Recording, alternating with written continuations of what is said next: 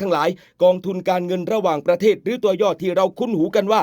IMF นี่แหละได้ร่วมกับกลุ่มธนาคารโลกหรือ World Bank Group กำหนดจัดการประชุมประจำปีสภาผู้ว่าการกองทุนการเงินระหว่างประเทศและกลุ่มธนาคารโลกปี 2569 ซึ่งจะจัดขึ้นระหว่างวันที่ 12 ถึง 18 ตุลาคม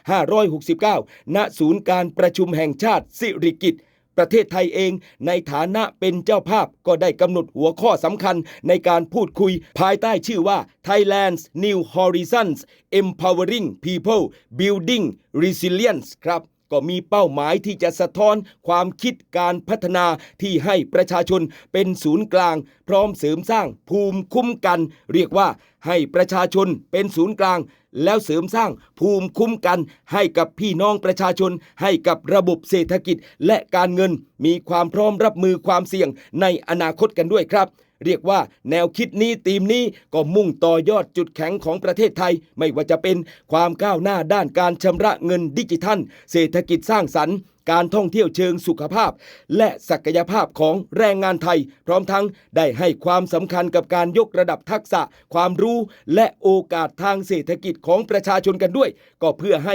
รายได้นั้นเติบโตอย่างต่อเนื่องและยั่งยืนนั่นเองครับและนอกจากนั้นก็ยังเป็นพื้นที่ในการแลกเปลี่ยนองค์ความรู้เสริมสร้างความร่วมมือและผลักดันประเด็นด้านการเสริมสร้างศักยภาพประชาชนและความเข้มแข็งของระบบเศรษฐกิจเพื่อก้าวไปสู่ New Horizons อนาคตที่มั่นคงยั่งยืนและครอบคลุมสำหรับทุกคนนั่นเองครับพี่น้อง